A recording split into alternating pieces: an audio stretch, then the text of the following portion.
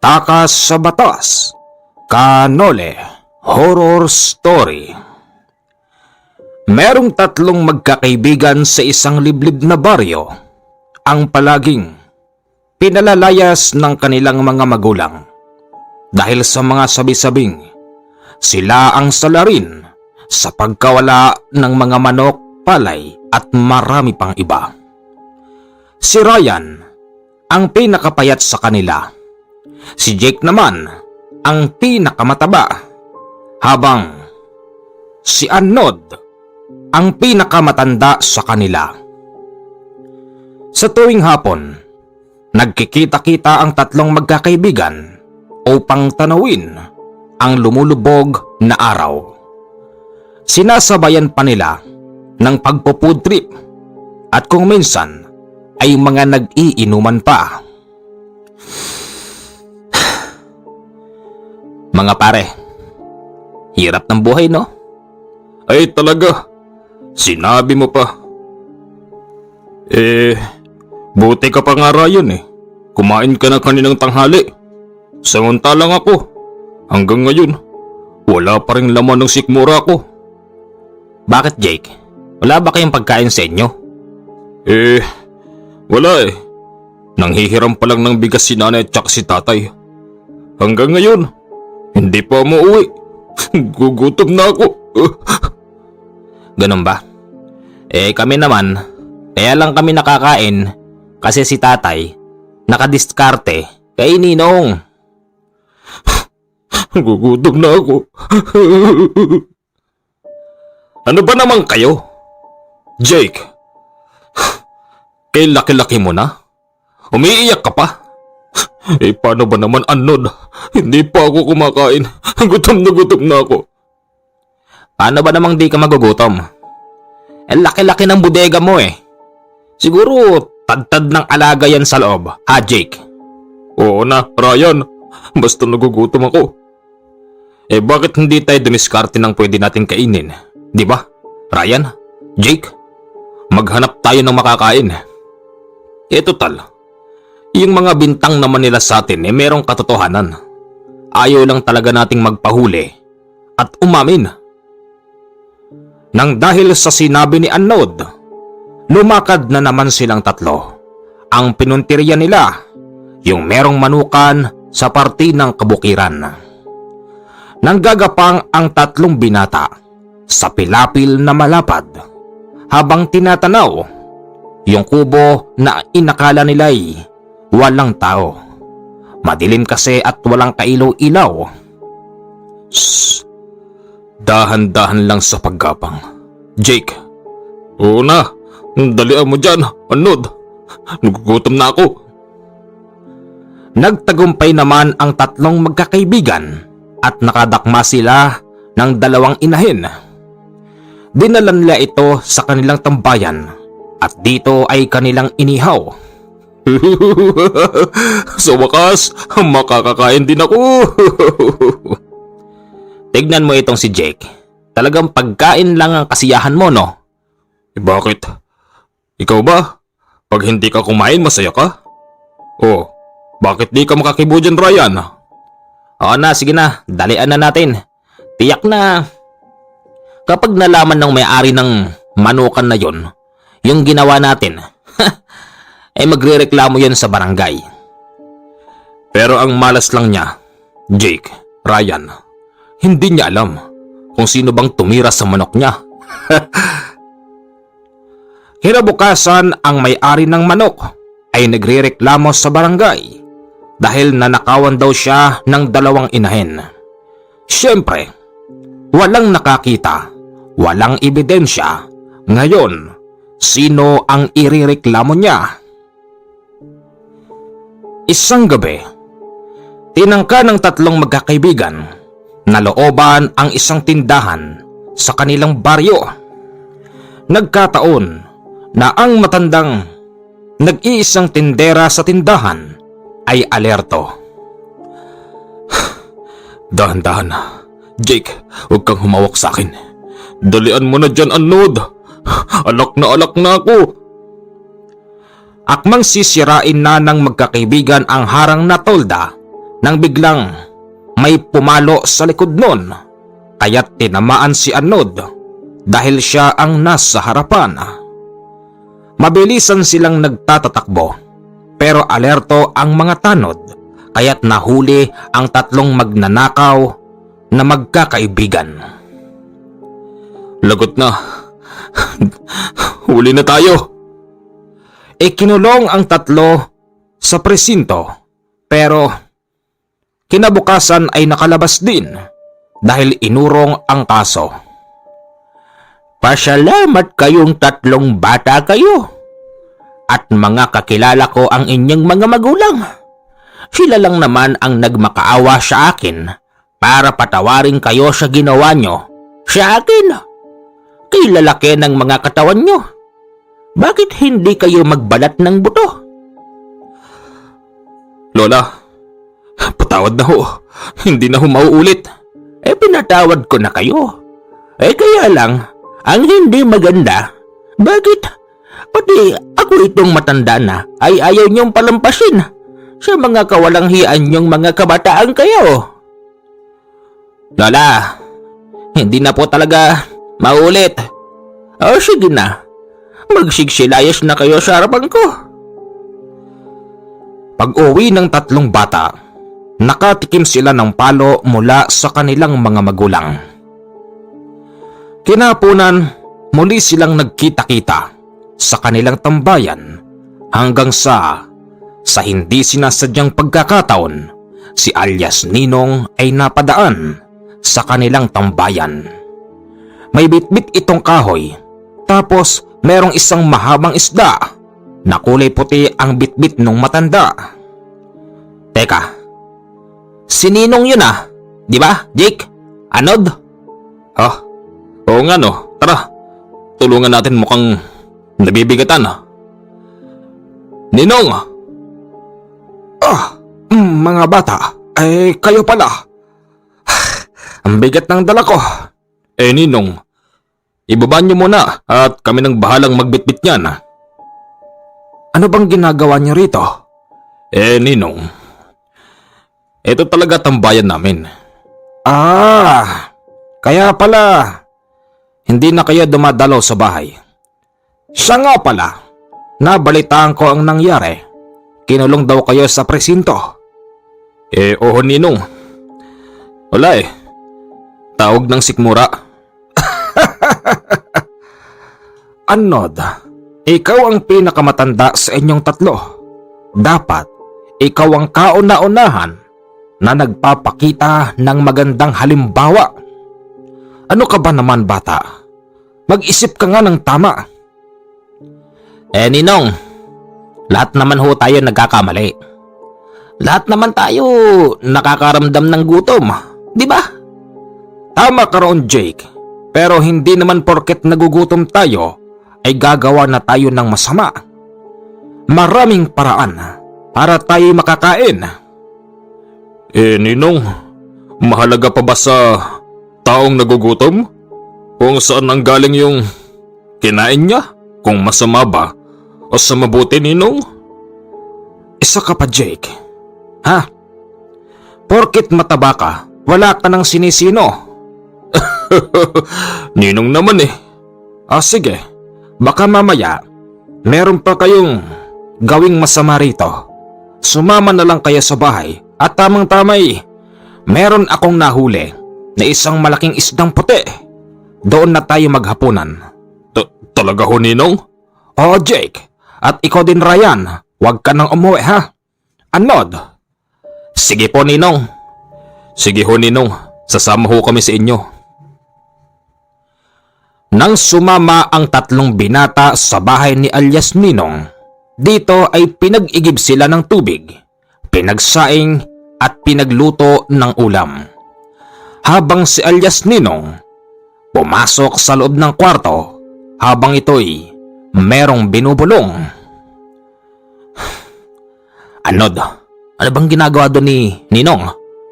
Ewan ko. Parang may binubulong. Meron yata siyang kausap sa loob. Jake, silipin mo nga. Ayoko nga. Ba't ako sisilip dun? Kayo na lang kaya May takot ang tatlong binata dahil alam nila sa kanilang sarili na si alias Ninong ay merong kaalaman pagdating sa lihim na karunungan. Makalipas ang kalahating oras, lumabas na si alias Ninong sa kanyang kwarto. Pawis na pawis ito habang nakasukbit sa kanyang leeg ang kanyang mga tangan-tangan. Ninong, ang dami ho niyan Sa inyo ho ba lahat yan? Siya nga naman, Ninong. Dami naman yan para saan ho ba yan? Ninong, baka naman ho pwedeng makaparte dyan. Baka sakaling nandyan ho yung swerte namin sa buhay. Jake! Matabang bata. Ryan! Payat na bata. Anod, ikaw ang pinakamatanda. Alam nyo ba, kaya ako nga kayo pinapunta rito Sinadya kong makita nyo ang aking mga tangan. Alam nyo ba, na kayong tatlo ang plano kong pagkalooban nito. Dahil sa ako'y matanda na at kailangan ko nang magretiro. Kayong tatlo ngayon ang bibigyan ko ng mana. Pero ito ang tandaan nyo. Kapag isa rito ang napunta sa inyo, kailangan nyong alagaan. Kailangan maging responsable kayong tao sa pagpapakain ng dasal. Dasal? Yung dasal na naririnig ho ba namin sa simbahan?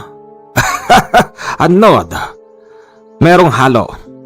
May Latin. Latin? Hindi ho ba nakakatakot yung ganun? Hindi. At hindi ko naman kayo tuturuan ng masama. Basta ang akin lang, kapag meron na kayo nito, makakatulong ito para sa inyong pamumuhay. Aba, Ninong, mukhang maganda yata yan Alin ho ba dyan ang akin? Kahit ano dyan, Ryan. Piliin mo. Sige, ituro mo. Eto na lang po, yung pinakamaliit para hindi mabigat sa leeg. Sige, Ryan, kunin mo. Ngayong nasa iyo na yan, pwede kang magkaroon ng pambihirang kunat ng balat. Kunat? Hindi ko ho kayo maintindihan Kunat na kung sakaling ikaw ay masasabit sa bakod na merong tulis, hindi ka basta masusugatan. Ninong, parang sa mga patalim ho ba? Di ako basta masusugatan, Ninong? Oo, Ryan. Tama ka. Ayos pala to Ryan, maaasahan ko bang magagamit mo yan sa kabutihan? Oo naman, Ninong. Bakit naman po hindi? Ikaw naman, Jake. Huwag kang tumingin sa kusina. Mamaya pa maluluto ang isda. Mamili ka rito. Ano ang gusto mo? Ninong, ito na lang pong pinakamalaki. Ang ganda nito, Ninong Kumikinang pa. Hoy Jake, hindi kumikinang ang batong yan. Ano ka ba?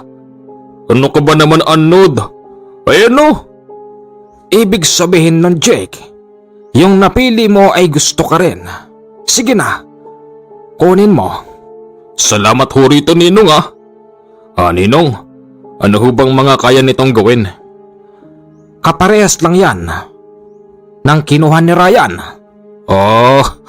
Kahit ho ba mataba ako, hindi ako basta mapapagod sa takbuhan. Naman, alagaan mo lang mainam ha, Jake? Sige po, Ninong.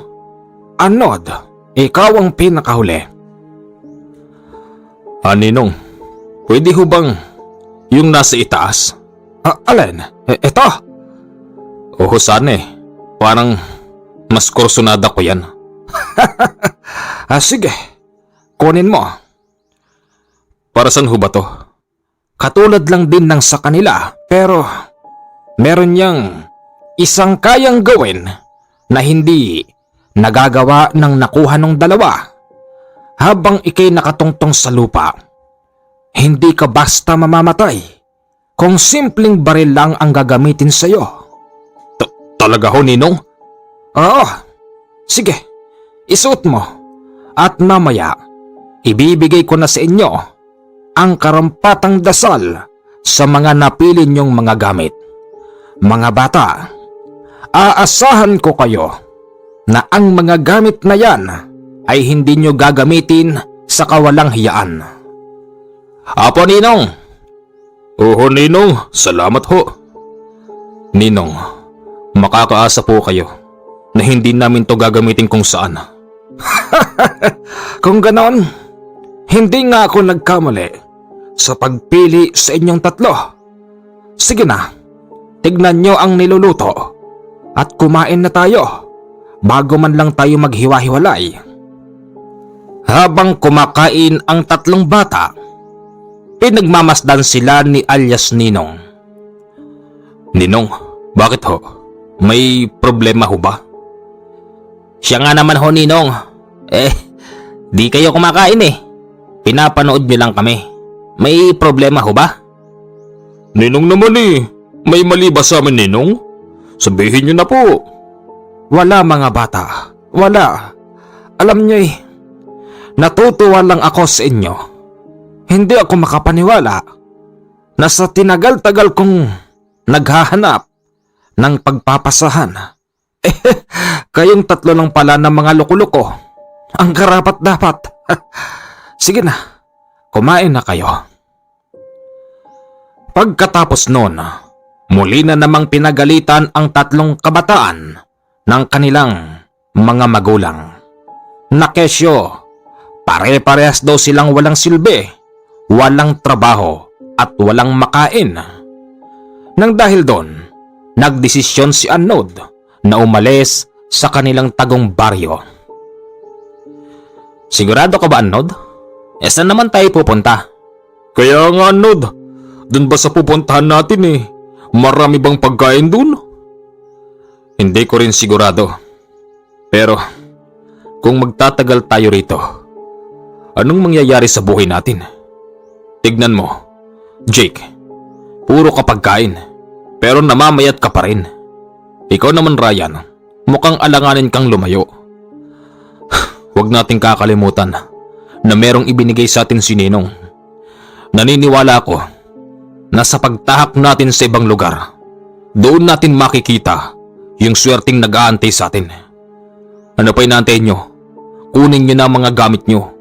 Umalis na tayo rito. Total, wala namang buhay dito eh. Tsaka isa pa, hindi ba kayo naririndi sa mga sigaw sa inyo ng nanay at tatay nyo? Anod? Kung ako lang tatanungin, sawang-sawa na ako sa boses ng nanay at ng tatay. Ako din. Lagi akong kinukurot ni nanay sa tiyan. Paano di ka kukurutin? Sa tiyan pa, gustong lumiit ng nanay mo yung tiyan mo. Lakas-lakas mo kasing kumain. Sige. Kukunin ko na yung gamit ko. Jake, aantayin kita ha? Oo. Halika na, Ryan! Makalipas ang isang oras ay nakatakas din ang dalawang binata, kaya't nagtungo sila kung saan ang kanilang meet-up place. Sa pag-alis natin dito, baunin natin yung mga naging experience natin sa buhay. Ituring natin silang magandang halimbawa. At nang sa ganun, pagpunta natin sa ibang lugar, meron tayong paghuhugutan ng lakas.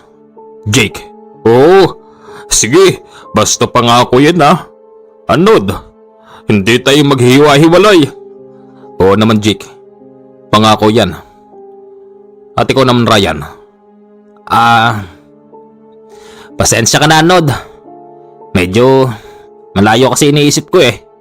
Uy, bakit naman? Bago kasi ako tumakas, narinig ko ang tatay, ubo ng ubo.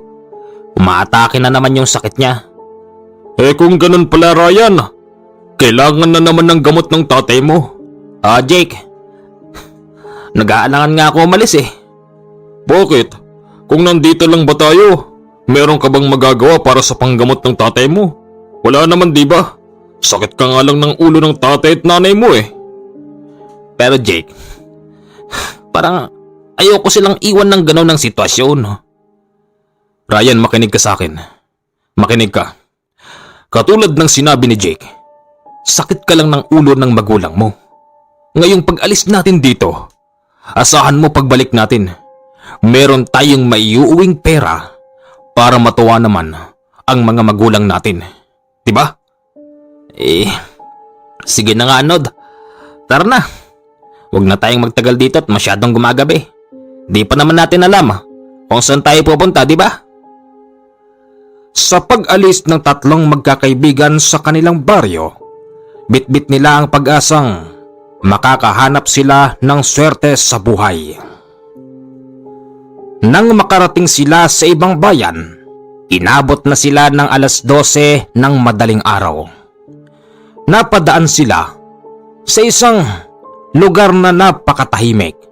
Sa tapat nun, merong mga sasakyan at sa kabila ay merong ilaw-ilaw na parabang isang malaking grocery store na nakasarado. Magpahinga muna tayo, Jake. Ryan. Oo, Anod. Pagod na ako. Nirarayuma yata ako. Paano kang di rarayumahin, Jake? Kain ka ng kain eh. Nagulat na lamang ang tatlong magkakaibigan nang biglang may pumutok sa tabi nila. Akala nila kung ano, merong ilang mga kalalakihan ang lumalabas sa nakababa na roll-up. At isa pa, meron ding pumutok pero sa kabila naman ng mga sasakyan. Mga pulis pala yun na nag-aabang sa mga lalaking magnanakaw sa loob ng grocery store. Walang kikilos ng masama! Mga pulis kami! Sumuko kayo ng mapayapa kung gusto niyong mabuhay! Anong nangyayari? Jake! Anod! Madadamay tayo rito! Dahil sa nanglaban ang mga kalalakihan sa mga pulis, pinutukan sila ng mga ito. Nagtakbuhan ang tatlong magkakaibigan, kaya't tinugis sila ng mga pulis. Inakala kasi ng mga ito na damay sila sa pagnanakaw. Yung mga lalaking lumabas sa roll-up, lahat sila ay nagsigsikamatayan, habang ang tatlo ay tinutugis ng mga pulis.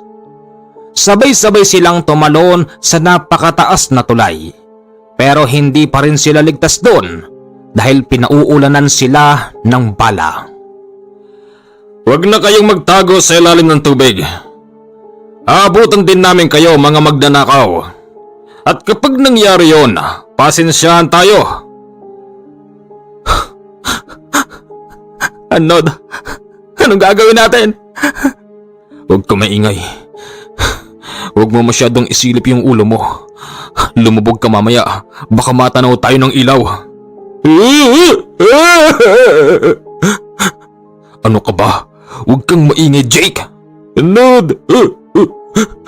Hinahabol tayo ng mga pulis. Huwag kang nga maingay dyan. Muntik na silang makita dahil ginagamitan sila ng malakas na ilaw.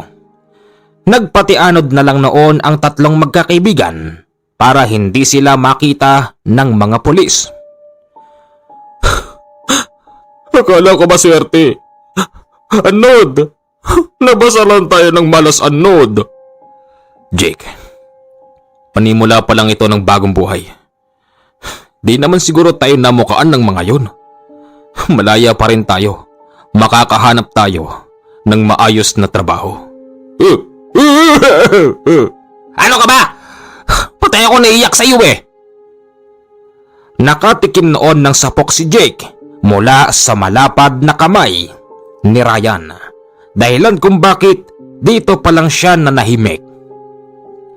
Kahit na ganon ang nangyari sa kanila sa unang tapak nila sa bayan na yon, hindi nawalan ng pag-asa si Anod na maghanap ng mas maayos na pamumuhay. Basta ang mga damit natin, Ibilad muna natin sa araw, Anod, bago tayo umalis. O sige. Habang sila'y nagbibilad ng mga gamit, heto namang si Ryan ay walang tigil sa pagsisid. Nakakita raw kasi siya ng isang malaking pawikan na pwede nilang kainin. Jake! Anod! Oh, laki! Ang laki dun pawikan yun. Tara, ihawin natin. Madali nilang iniluto yung napakalaking pawikan. Nang dahil doon, nagkaroon ng laman ang kanilang sikmura. Habang sila'y kumakain, napag-usapan nila ang nangyari kagabi. Sa pagkakaalam kasi noon ni Jake, ay meron siyang tama. Ano? Bakit di ka namatay? Jake, kung meron kang tama. Hindi ko rin alam hindi ba nga ako yung katabi ng mga lalaking naglabasan dun sa roll-up? Alam ko talaga, Anod. Ryan, tinamaan ako kagabi ng bala ng pulis Eto, may pantal pa nga dito sa braso ko. Oo nga no. Pero, di ka namatay. Parang gusto mong mamatay Di naman, nakapagtataka. Di ba, Nod? Kaya nga, siguro, ito na yung epekto na ibinigay sa atin ni Ninong. Ang ibig sabihin ay, huwag niyong kakalimutan yung sinabi ni Ninong. Kapag suot-suot natin to, hindi tayo basta masusugatan. Diba? Oo nga no.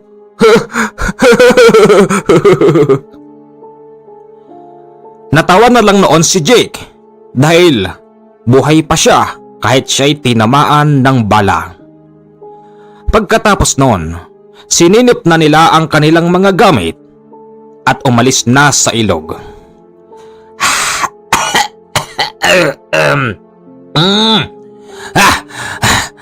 Anod, ano nang gagawin natin? Bilad na bilad tayo sa araw. Saan tayo hahanap ng trabaho? Huwag ka mag-alala. May makikita rin tayong nakapaskil dyan na hiring. Anong hiring? Hiring, yung tumatanggap ng mga aplikante. Siguro naman kayong dalawa, hindi kayo maarte sa trabaho. Kahit mag-gasoline boy o kaya naman boy. O kahit na amboy, basta merong boy, basta merong trabaho. Pasukin natin, makakain lang tayo. Tandaan nyo, bitbit natin ang pag-asang makapag-uuwi tayo ng malaking pera sa mga pamilya natin. Sige, yun lang pala Nang mapatapat sila sa isang malaking bahay na sa palagay nila'y mas matanda pa sa kanila, nakakita sila ng sulat.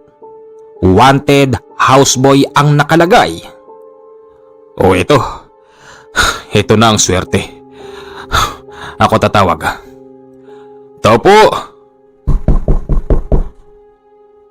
Tao po! Anod, wala yatang tao. Meron yan. Sa laki ba naman ng bahay na yun talagang hindi tayo basta maririnig. Magtiyaga lang tayo para lumabas yung tao. Tao po! Muntik nang mawalan ng pag-asa ang tatlong magkakaibigan.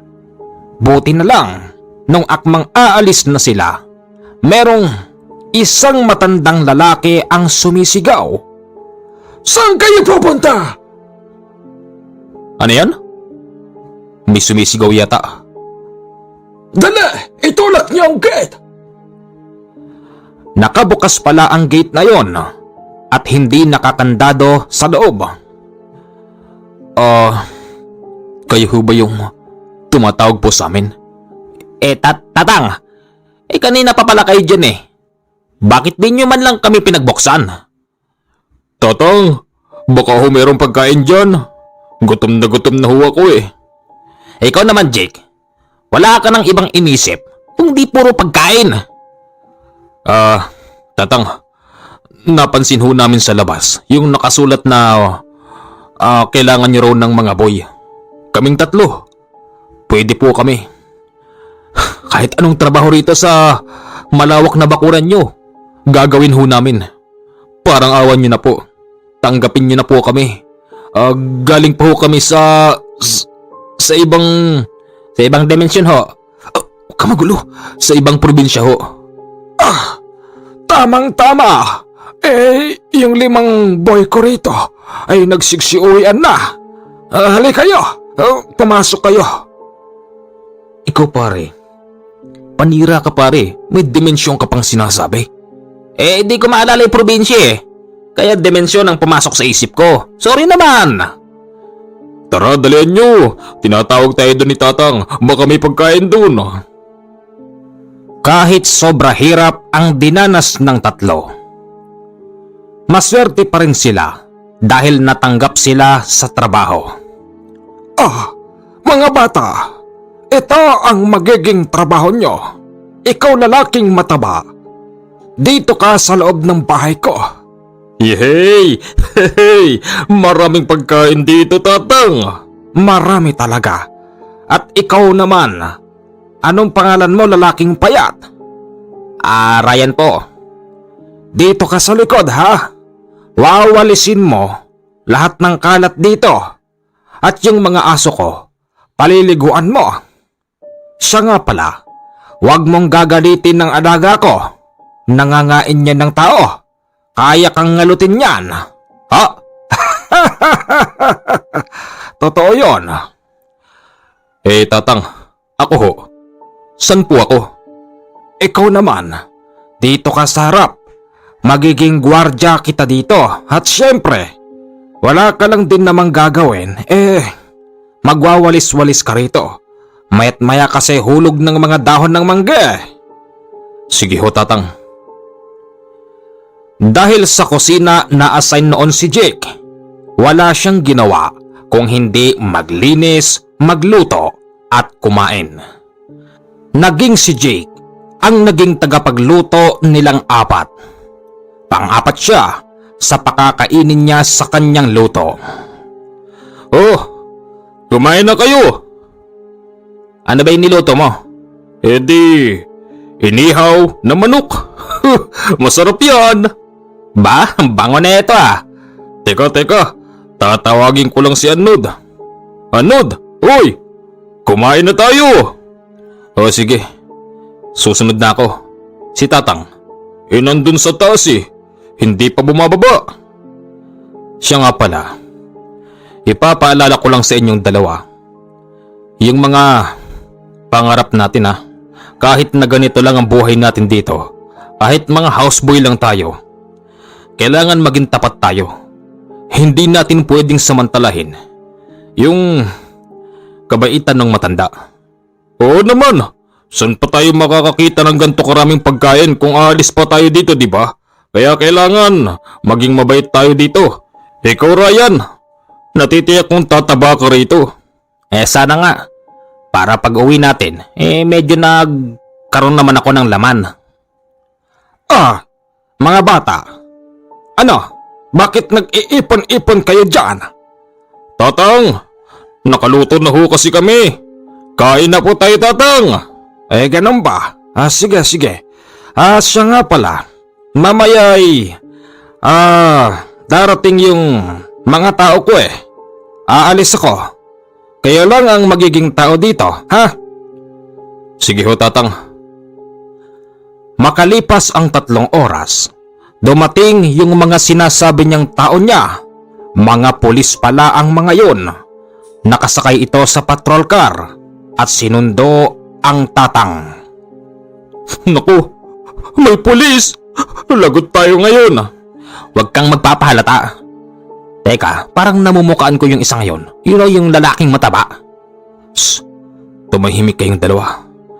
Hindi naman siguro nila iisipin na isa tayo sa pinagbabaril nila, diba? Tenyente, bakit ngayon lang kayo? Mahuhuli na ako sa plano. Pasensya na ho kayo, senyor. Medyo atrasado yung oras namin at marami kaming ginagawang operasyon. Tara na! Teka, senyor. Parang nabago yata mga tao mo rito. Oo. Bago lang sila rito. Yung mga boy ko, aba, sabay-sabay na naglayasan. Hindi ho ba kayo ninakawan? Hindi naman. Etong tatlong to, mukhang mahirap pagkatiwalaan. Huwag ka mag-alala. Kung gagawa man sila ng masama, tenyente, nariyang ka naman, di hulihin mo sila. At kayong tatlo, uhusayan nyo pagtatrabaho dito sa amo namin. Uhusayan nyo. Bibigyan kayo niya ng bonus kapag Pasko. Hindi makakibo ang tatlong binata at halos hindi rin sila makatingin dahil baka mamukaan sila ng matabang pulis. Pag-alis ng mga ito, dito pa lamang nakahinga ng maluwag ang tatlong binata. Kala ko katapusan na natin. Anod, bakit di tayo umalis dito? Ano? Aalis tayo dito, Ryan? Ayoko nga. Dami-daming pagkain dito eh. Ang iniisip ko kasi, Jake, baka mamukaan tayo. Huhulihin tayo ng pulis na mataba na yun. Hindi. Hindi tayo aalis dito. Tsaka isa pa, kahit na mamukaan niya tayo, alam naman natin sa mga sarili natin na wala tayong kinalaman sa nangyaring nakawan doon sa grocery store na yun. Di ba? Nandyan si Tatang. Alam kong malaki tiwala niya sa atin. Kung sakaling mamukaan niya tayo, iyak na aarborin niya tayo kay Tenyente. Basta ako, ayokong umalis dito. Maraming pagkain dito. Sa buong buhay ko, ngayon pa lang ako nakakita ng ganong kasasarap na pagkain. Umiral na naman yung katakawan mo, Jake. Totoo naman yun, Ryan. Ang sasarap ng mga pagkain kaya dito. Basta hindi tayo alis dito, Jake, Ryan. Wala tayong ginawang masama, okay? Okay, sige. Isang araw bago dumating ang kanilang amo, nakapaglinis na sila sa bakuran, napaliguan na rin ang malalaking aso at nakapagluto na si Jake. Paano po, senyor? Hindi na ho kami magtatagal. Tenyente, kung gusto nyo'y dito muna kayo kumain. Ganun ba? Wala pa yatang pagkain dito eh. Paglulutuin ko si Ryan. Ay, si Ryan pala yung sa likod. Si Jake. Jake! Jake! Ano po yun, Tatang? Magluto ka ng pagkain. Sarapan mo. Oo, Tatang. Ano ho bang gusto nilang pagkain? Tenyente, anong gusto mo? Kahit ano. Basta yung pinakamasarap na luto mo. Sige po, sir. Tila ba nagustuhan ng tenyente ang luto ni Jake? Dahilan kung bakit nagawa siyang purihin nito at binigyan pa siya ng tip. Meron akong tip kay Tenyente. Mabait naman pala si Tenyente. Hoy, pengin naman kami dyan. Hati-hati tayo dyan. Sa akin lang to binigay. Jake, tumingin ka nga sa akin. Alam mo ba? Dahil sa sinasabi mo, parang pinatutunayan mo sa aming dalawa ni Ryan. Nasakim ka sa pera na hindi mo kami tinuturing na kaibigan. Kaibigan ko kayo, Anod, Ryan. Ganun naman pala eh. Bakit di mo kami partihan? 500 yan ah. Hati-hati tayo dyan. Oo na. Ayun ka na naman. Iiyak ka na naman. Sinisigawan ako ni Ryan eh. Hatiin mo na lang kasi. O sige ganito. Sa'yo yung 200. Amin yung 300. Di nalugi pa ako. Mas malaki pa yung inyo. Isipin mo naman kasing maigi. Nag-iisa ka. Sa'yo yung 200. O, yung 300. Para sa amin. Di mas malaki pa yung sa'yo. Ha? Oo nga no.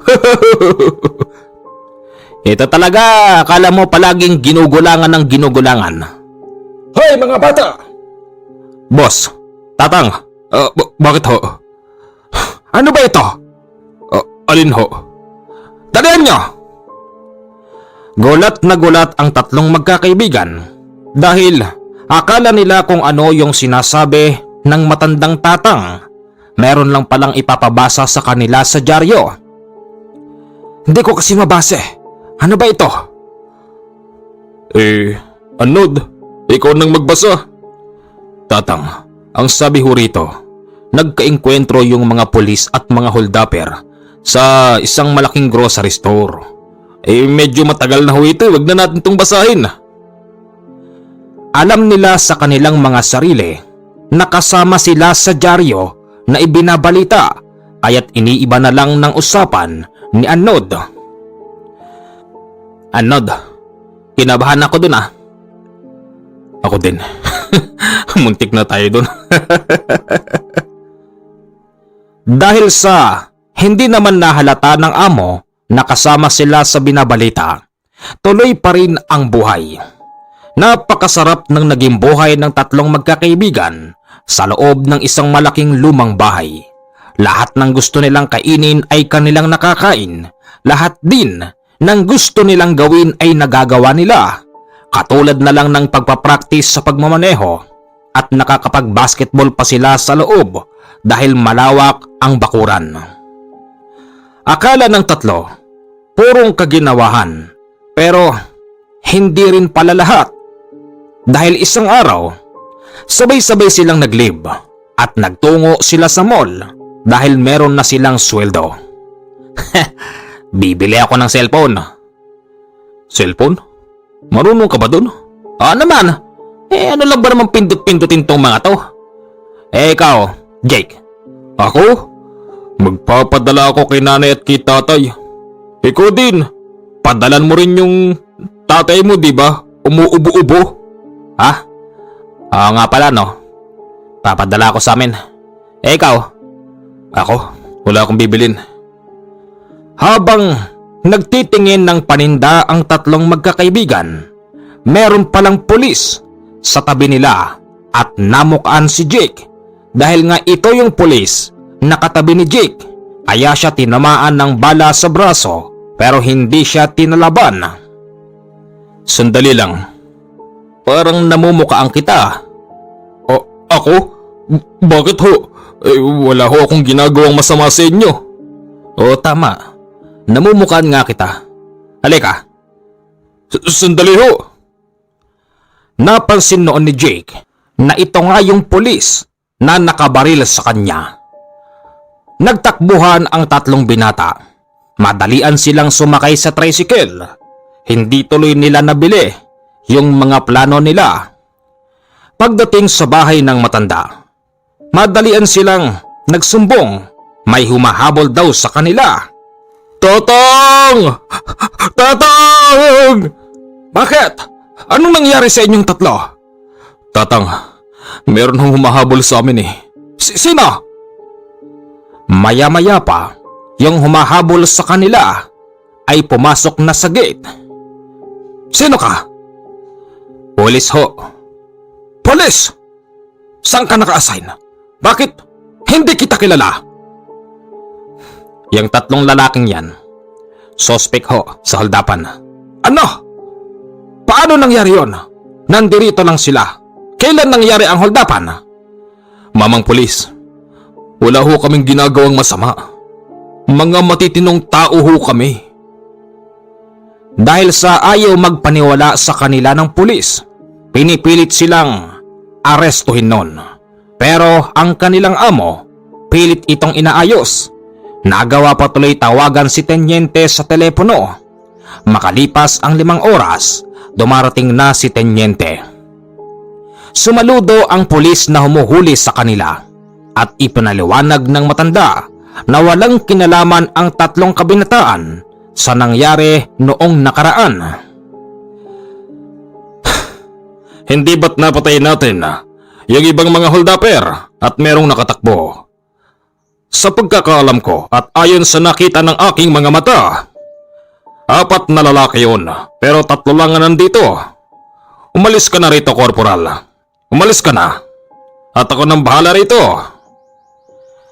Tenyente, maraming salamat ho sa pagsalo nyo sa amin. Wala naman ho talaga kaming kinalaman dun eh. Ganun ba? Alam nyo, naniniwala kung kayo ngayon, malamang na isa na sa inyo ang patay.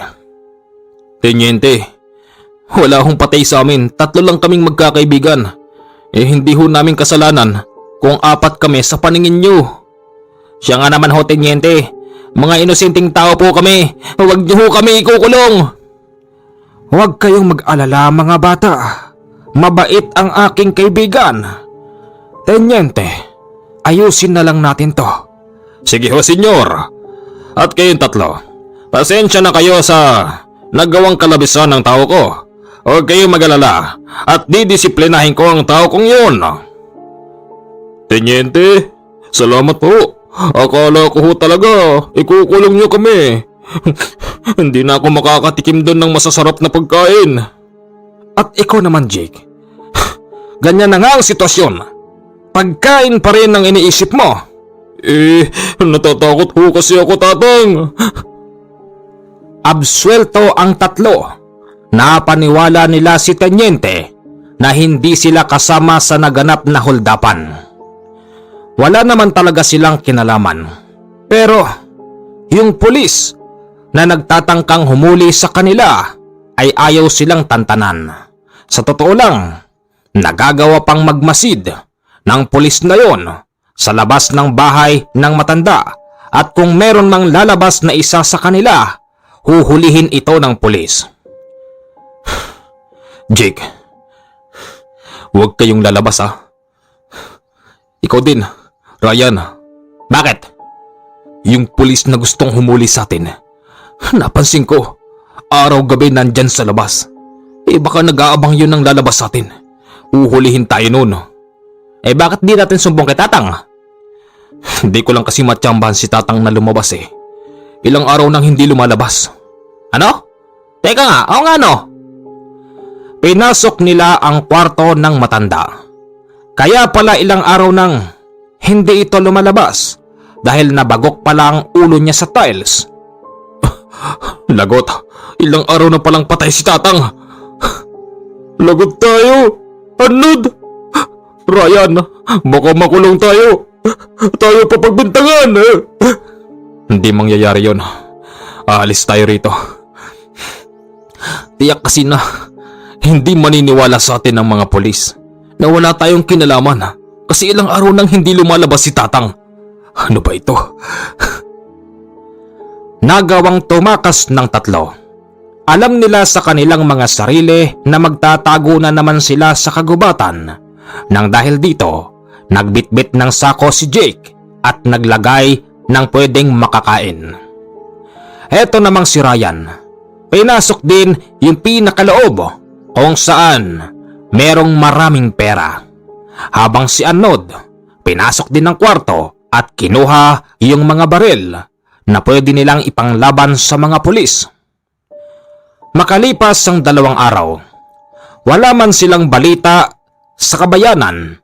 Alam nilang wanted na silang 3 at pinaghahanap na sila ng mga pulis. Anong gagawin natin ngayon, Jake? Akala ko ba uuwi tayong masaya? Akala ko ba magkakaroon tayo ng magandang buhay? Ano tong nangyayari sa atin? Kayo kasi. Dapat kasi nagpunta tayo sa pulis. Dapat sinabi natin napatay na si Tatang at wala tayong kinalaman doon. Yun naman talaga totoo eh. Jake, mag-isip ka nga. Hindi maniniwala mga pulis sa atin. Lalong-lalo na yung pulis na nagmamasid sa labas. Ang tingin sa atin nun mga kriminal. Palagay mo, may maniniwala sa atin? Lalo na't patay na si Tatang? Hindi na ako makakakain ng masarap. Ikaw talaga puro kapag kain, dadago ka na kita eh. Yung dami kong dalang pagkain. Pag naubos to, wala na. Basta ako, may dala akong pera. Paghati-hatian kaya natin to. Tapos lumayas na tayo rito. Magkanya-kanya na tayo. Diba? Anod, palagay mo? Palagay ko, tama ka, Ryan. Itong mga baril na to, iiwan ko na to rito. Magdadala lang ako ng isa. Kayo, baka gusto nyo kumuha. Hindi na, aanhin ko naman yan. Mahirap nang may hawak ng ganyan eh. Baka yan pa ikamatay natin. Sige na, paghati-hatian na lang natin tong pera.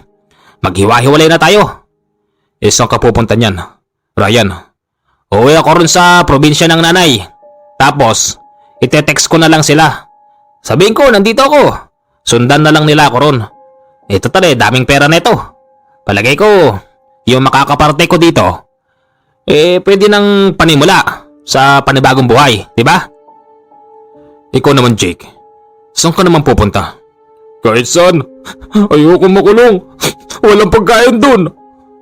Puro ka pagkain. Yung makakaparte ko dyan, itatayo ko ng karinderya. Kakain ako ng marami araw-araw. Ikaw naman, Anod. Saan ka pupunta? Pupunta ako ng Ilocos. Tagarong kasi yung magulang ko.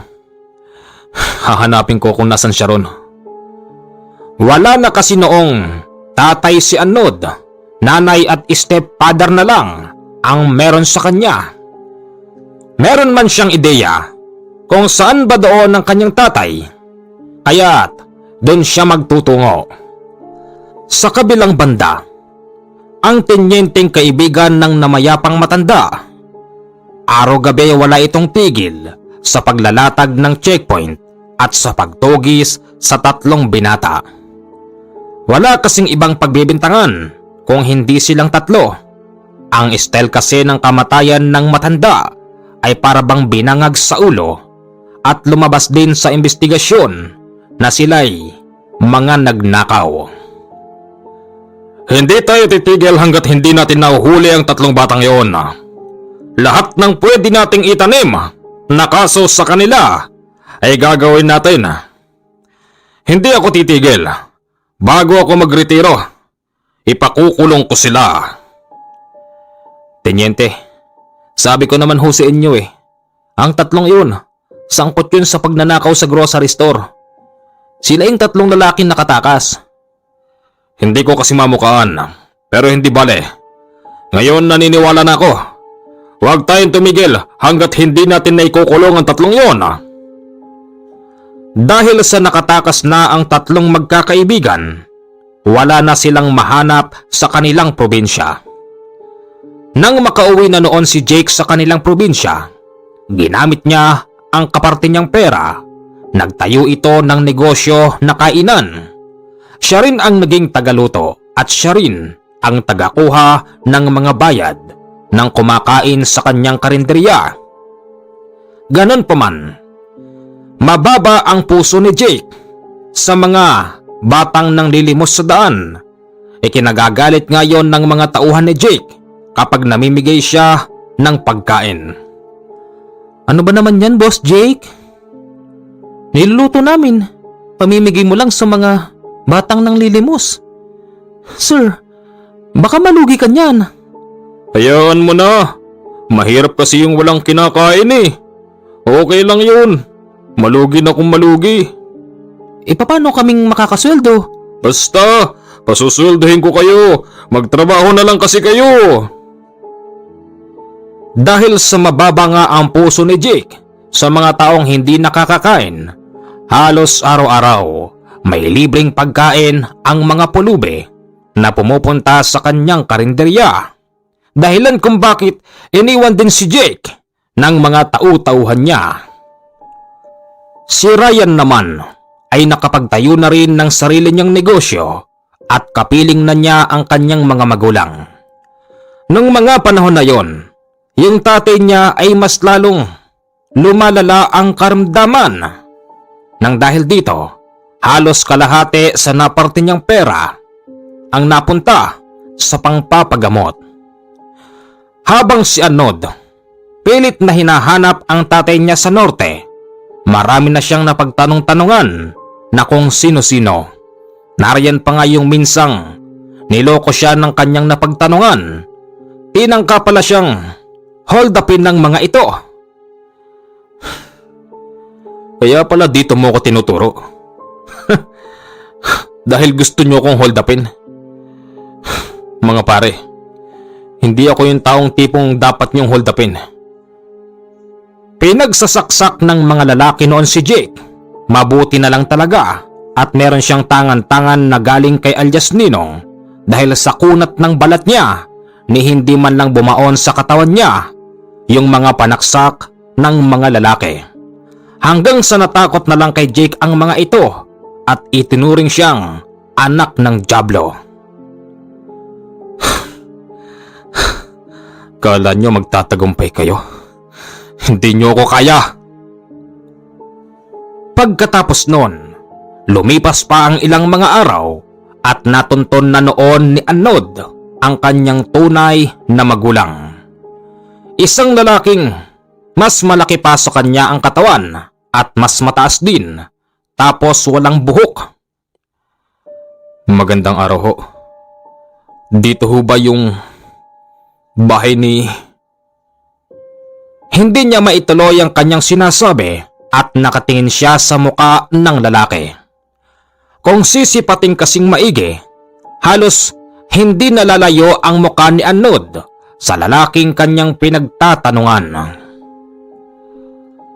Anong kailangan mo? Ha? Teka. Bakit magkakawig tayo? Ha? Kapansin-pansin sa lalaking kausap ni Anod na naghahabol ng hangin. Ako ho si Anod. Anak ho ako ni Marta. Kayo ho ba si Manolo? Ang aking ama? Nang malaman ng tatay ni Anod na yung anak ang kaharap niya, bigla na lamang itong napaiyak at inakap-akap si Anod. Anak ko.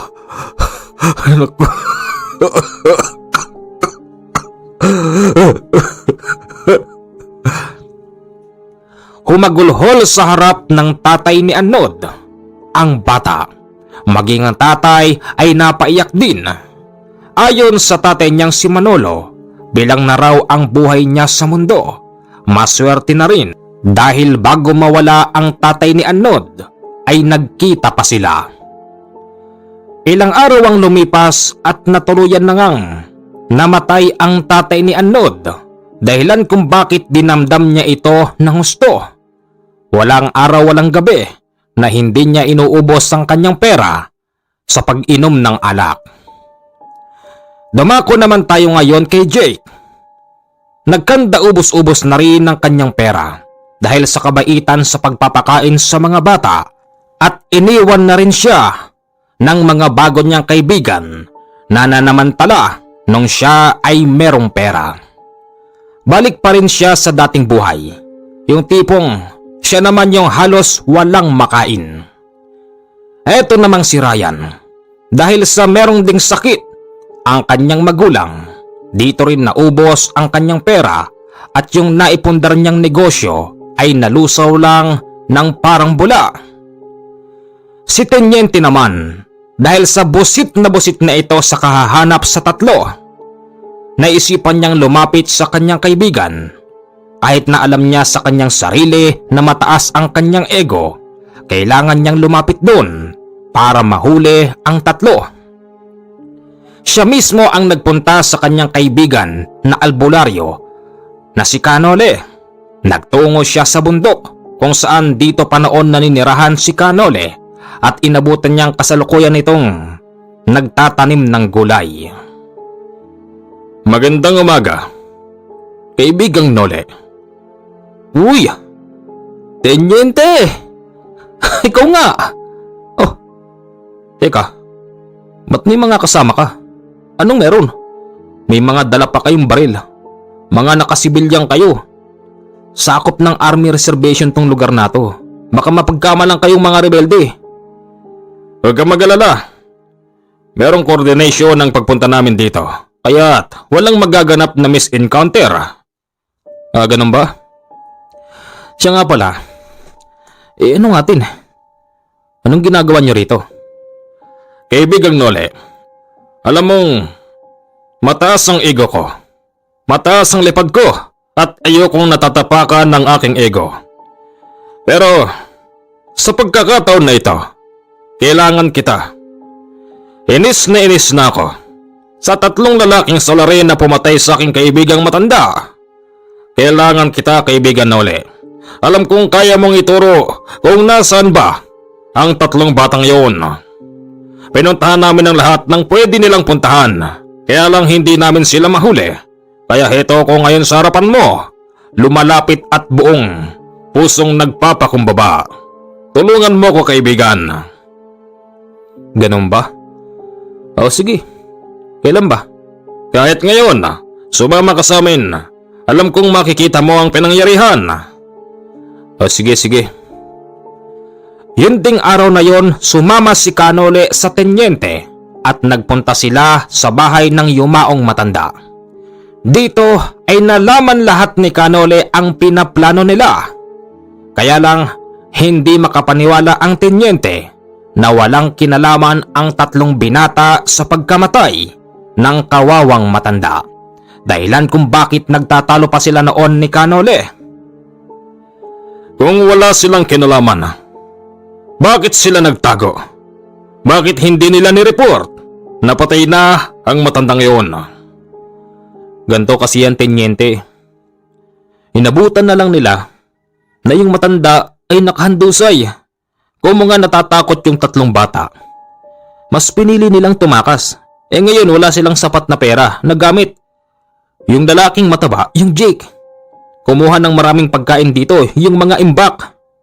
Kasi takot magutom ang batang yun. Yung Ryan naman, siya ang sumira sa Bolt. Yung pera na yun, pinaghati-hatian nila. Tapos, yung Anod, pumunta sa bandang norte. Tenyente, yun ang totoo. Maniwala ka sa akin. Lalapit-lapit ka sa akin tapos ayaw mong maniwala pala sa kakayanan ko. Hindi kasi ako makapaniwala. Kung yun lang pala ang nangyari, bakit hindi sila nagpakita? Dahil nga natatakot silang mapagbintangan. Tenyente, pulis ka, di ba? Dapat nag-imbestiga kayo ng maayos. Malalaman nyo naman kung pinalo ba o nabagok yung ulo ng matanda. Nasanhay ng kanyang kamatayan. Ganito na lang. Meron pa rin silang kasong pagnanakaw. Hanapin natin sila kung saan sila nagpunta. Kailangan pa rin nilang managot sa batas. Yung inuwian ng 2 binata, si Jake at si Ryan. Meron akong mga kapanalig doon, mga albularyo. At meron din akong mga kakilala doon na mga taong pinipilit ko magbago. Kaya ko silang utusan para hulihin ang 2 yon. Tapos yung nandito naman sa norte, ikaw na ang dapat na pumunta ron. Pero tenyente, ipangako mo sa akin na ang batang nandito sa norte ay hindi maano. Dahil nararamdaman ko, meron siyang dinadalang mabigat na karamdaman. At ano naman yon? Yan ang di ko kayang sagutin. Basta ang nakita ko lang, yung mga nangyari dito. Yun lang. Pero yung nangyayari sa kanila ngayon, hindi ko na alam. Sige, at akong bahala ron. Nakipag-coordinate si tenyente sa lahat ng mga kabaro sa norte. Sa hindi nasang pagkakataon, natumbok nila ang mismong bahay ni Manolo. Si Manolo ay wanted din at takas sa batas, kaya't nahuli nila ang anak nito na si Anod. Akala mo siguro makapagtatago ka sa batas. Kahit saan ka magpunta, matutuntong ka namin. Arestado ka. Sumama ka sa amin.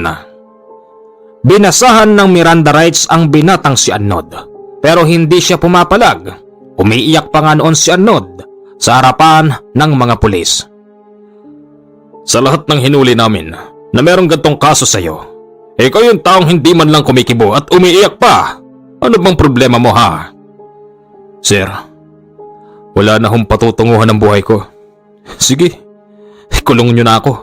Dapat nga huwag nyo na akong dalhin sa presinto Gawin nyo na lang yung ginagawa nyo noon. Di ba? Tataniman nyo ng baril. Nang ganito, palalabasin na ng laban. Sir, ganun na lang gawin nyo sa akin. Wala nang patutunguhan ng buhay ko. Bakit? Alam mo bang ang mga taong masama ay nagbabago din, kaya nga binibigyan namin ng pagkakataon at hindi namin ginagawa yon sa mga taong hindi karapat-dapat. Pero sir, wala na akong tatay. Ang nanay ko naman meron ng ibang asawa. Sir, sige na ho. Gawin nyo na. Hindi. Nangako ko kay Canole na hindi kita sasaktan. Tama na iyakan. Sige. Ibiniyahe noon si Anod pabalik sa lugar kung saan ba sila nakagawa ng kasalanan. Habang si Jake naman ay kasalukuyang tinutugis ng mga kapanalig ni Canole pati na rin ng mga aswang doon na pilit niyang pinagbabago. Oh, ano nangyari?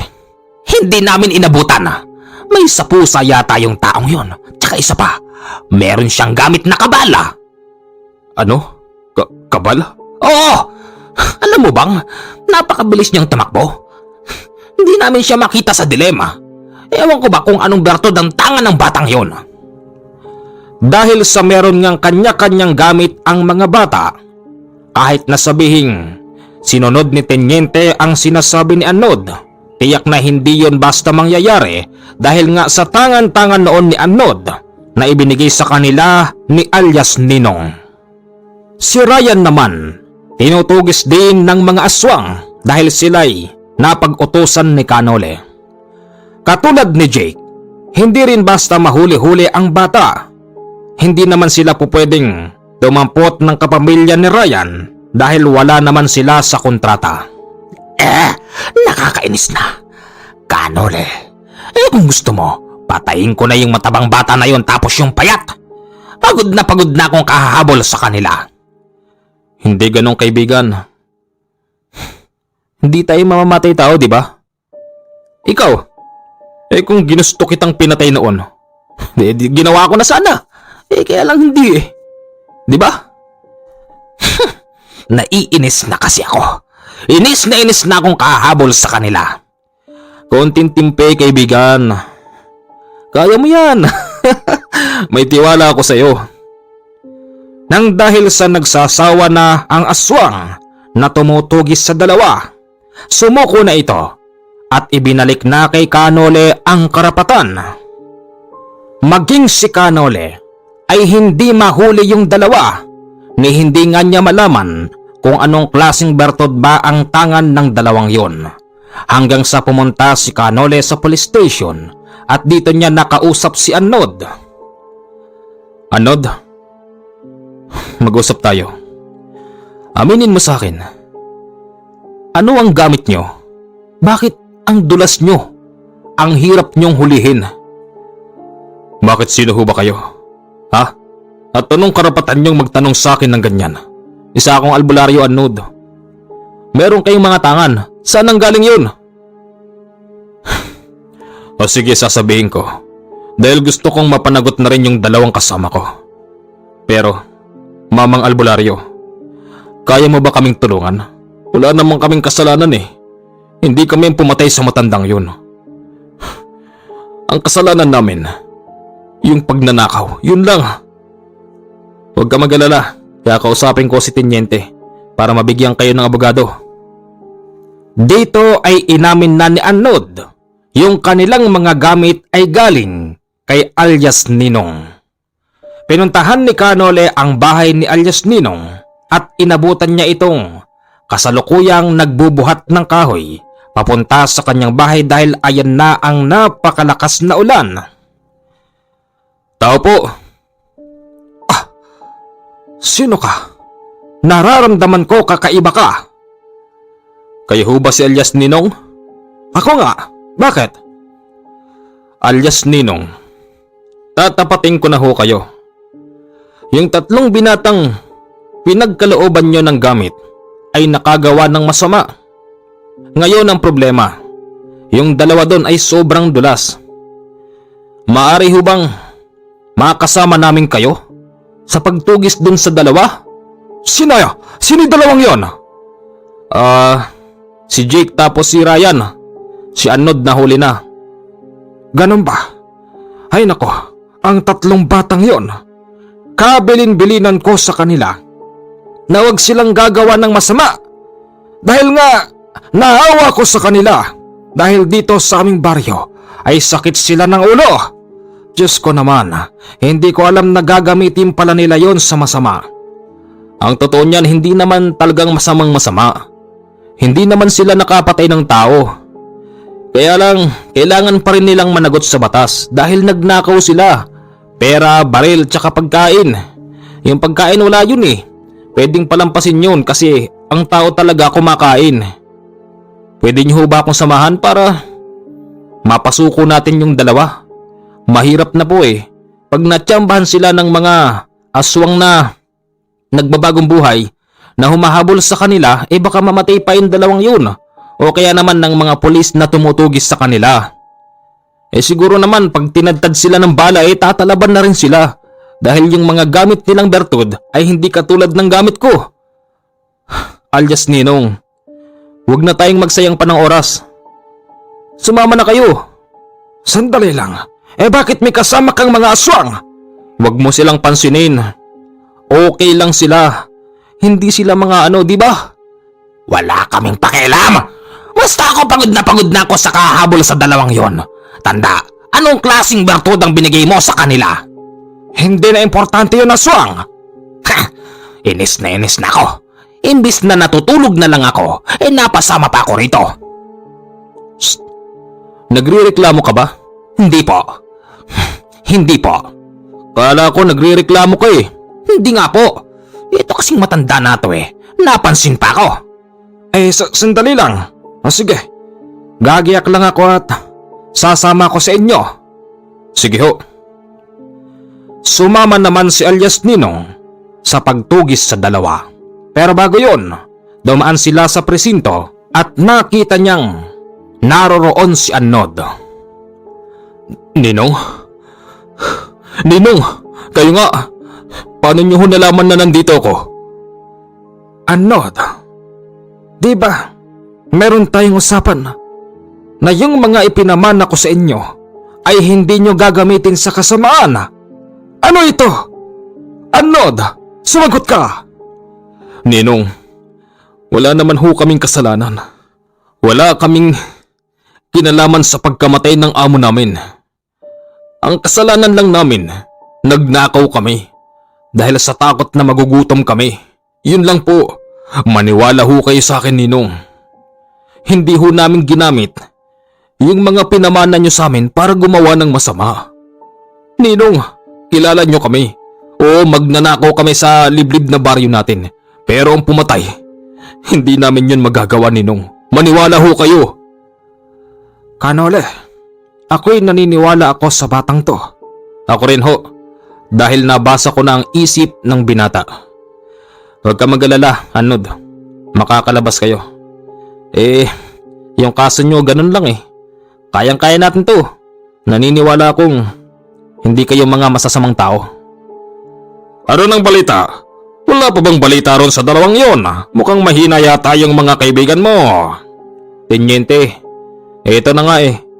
Kasama ko na si Tatang. Isasama ko si Tatang sa pagtugis sa dalawa. Umasa ka na hindi tatagal ng 3 araw ang paghahanap namin. Basta tenyente yung usapan natin ha. Tutulungan natin ang mga batang makalabas. Dahil hindi naman mabigat yung kasalanan nila, di ba? Oo na, sige na. Hanapin niyo ang dalawang yon. Sa paghahanap nila kay Ryan at kay Jake, kung saan-saan sila napadpad. Wala silang kasamang pulis. Ang kasama lang ni Kanole si alias Ninong, tapos ang dalawang gabunan. Naaamoy ko. Dumaan dito ang dalawang yon. Talaga? Oo. Hindi mo ba nakikita? Parang siya nga pala.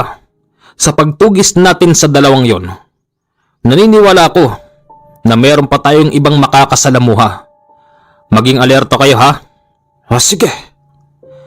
Kung saan-saan sila napadpad, napasok sila sa kapatagan, napasok sila sa kabundukan at sa kagubatan tapos sa malawak na lawa. Ganun pa man, hindi pa rin nila makita yung dalawa. Hanggang sa isang gabi, ang kasama nilang matanda na si alias Ninong ay napanaginipan yung dalawa. Naiyak na lang ang matanda nang siya ay magising. Bakit ho? May problema ho ba? Ang dalawang batang yon, kaya hindi natin sila mahanap dahil bihag-bihag sila ng mga kalahi nito. Ano? Kalahi namin, bakit? Oo, bihag-bihag sila. Saan kaya natin sila matatagpuan? Teka nga tanda, parang sinasabi mong kami may kasalanan.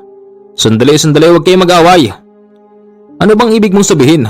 Ang dalawang binatang yon ay nabihag nga ng kalahi nito at ayon sa nakita ko sa panaginip, ang lugar na yon ay napapalibutan ng dilim kahit na araw na araw. Kahit araw na araw? Teka, Hindi kaya't nasa ilalim sila ng malalim na bangin? oo nga. Tama. San ba may bangin dito? Nako, medyo malayo.